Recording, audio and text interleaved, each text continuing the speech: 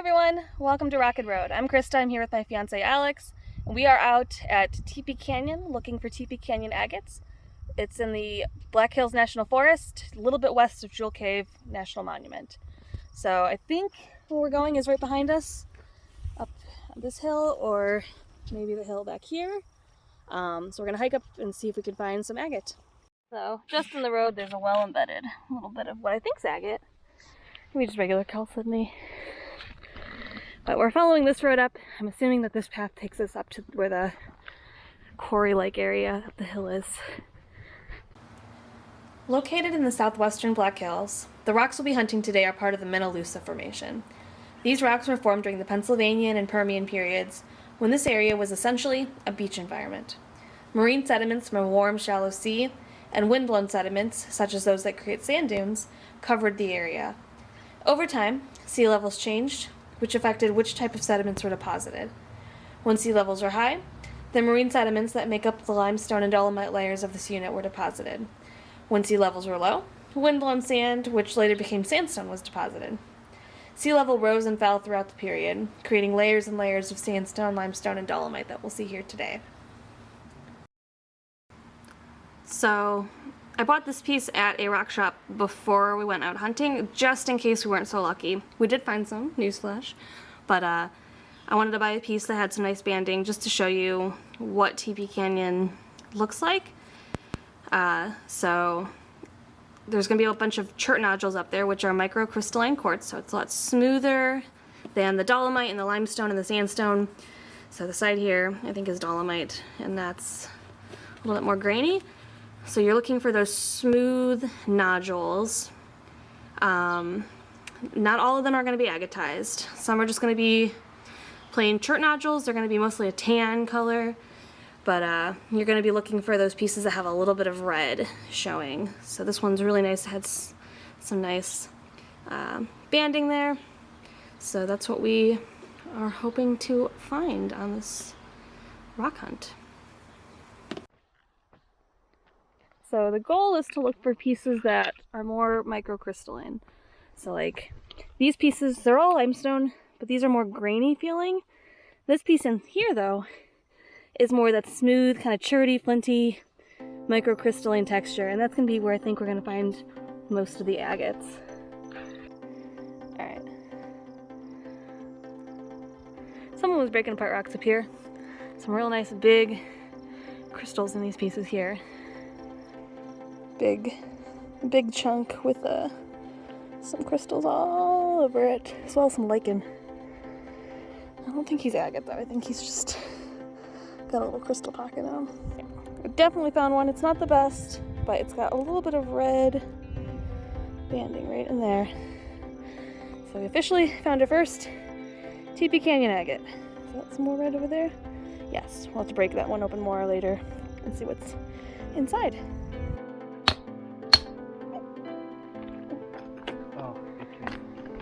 Vibrated apart. But it's got a cool little thing in the middle. It's probably not agate though. Oh, look at that. I should have done it from the You beginning. just popped that baby right off.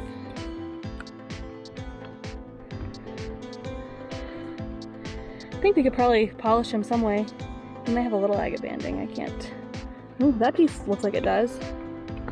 Alright, we're taking those pieces home. This piece has a cool little circular guy on him. We've got a couple of little brachiopod fossils. And this one, little shells. See that little red spot there? It's a little bit of an agate band. I could break this open here, or I could take it home and cut it and maybe have more luck and a cleaner break. It's already pretty fractured, but I'm just gonna take the whole thing. Another little bit of a brachiopod shell. Got two little crystal pockets. Nice. Another one of these. Very cool. Oh, it's the first one I was going to show you. Ooh, that's really nice.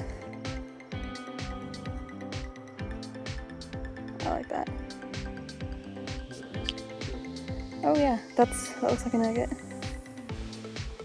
This just looks like a piece of chert, but I grabbed it so I could hit everything on it. Alright, I'll throw these all in the bucket. You should throw yours all in the bucket too. Alright, I think we've got a couple little ones over here. Maybe.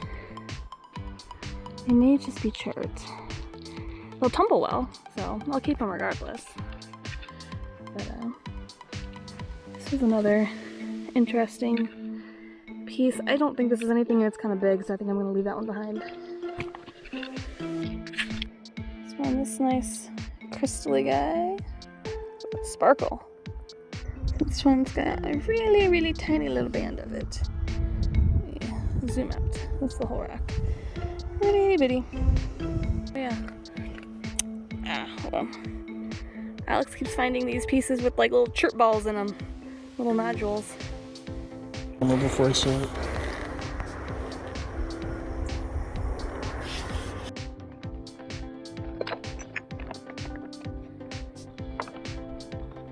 Definitely wear sturdy boots with ankle protection when you're doing this. Oh, this piece. It's got a weird pattern on the side. That looks like something man-made. Look at that druzy. Holy cow, that's sparkly.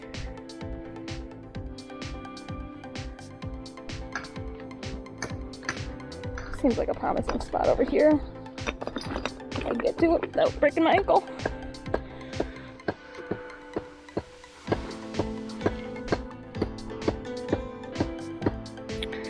Lots of these little chirp balls. I'm gonna keep these Alex likes little balls.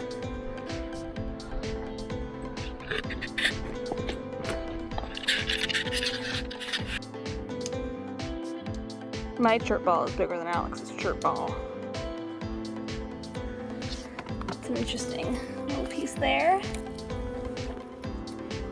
Real dark chart colors in it. See another one over here. Ooh, a little red piece. Focus. This piece right here.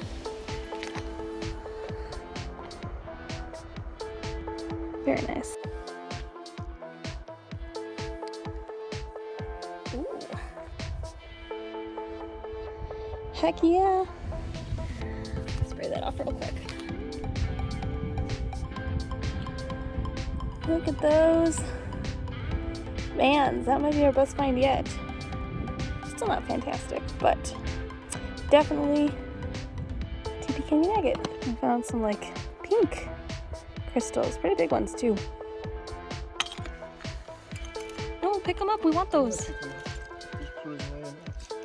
Okay. Let's find some really big crystal clusters. Okay, go get the bucket. Yeah. This big rock's got a little crystal pocket in it. Very cool. Look at all the chert balls in this one. Cool. Oh, Yes, no. Alex found this piece. It looks like maybe a record keeper where the crystals would have grown right into it with these little marks. I could be wrong on that, but I think that's what it is. So, it might be a seam agate too. I can't tell. But that's definitely going in the bucket. Here's more of that crystal-y stuff. You definitely want to watch for rattlesnakes. Ooh, that piece has a lot of crystals. Can I get over to it?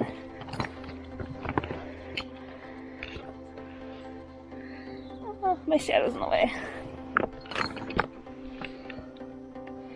Neat crystals there. Maybe a little bit in there too. Alright, we're back in Ohio with our finds. I'll pull a couple up close and show you guys some of the things that we found in a little bit more detail than I showed out in the field. Alright, so here's all of our little chert marble pieces. So the really nice big one back here with all of those different little balls, these individual marbles that got broken open. I think in transport, I thought they were fully round when we left. But these are probably some of my favorite things, is all these little round balls. I think they're cute. Even if they're not agate, they're still neat. Alright, next is all of our crystals. Most of these are calcite crystals. Little, you could maybe call them dogtooth spar. I don't know if they're quite that, but doesn't want to focus. There you go. But definitely calcite. This sparkly one back here, it might be quartz. Like looking at the crystal structure, which is hard to do, it makes me think it might be quartz, but I need to get some hydrochloric acid to rule out calcite. I could do a hardness test because quartz is a lot harder than calcite, but the crystals are so small and can easily fall off. I don't think it would be a very successful hardness test, so I'm going to wait until I get some sort of acid to test that better. This is another one that might be quartz. It might be calcite though. The crystals are so small, it's hard to tell. Just looking at the crystal structure. Calcite can have a couple different crystal structures, but quartz is almost always hexagonal. So it's usually a good way to tell them apart. But I'm not sure, not 100% sure. It could also be anhydrite. The Minnelusa formation does have a lot of anhydrite. It's a calcium sulfate mineral. I think gypsum is an anhydrite, or it's closely related to anhydrates.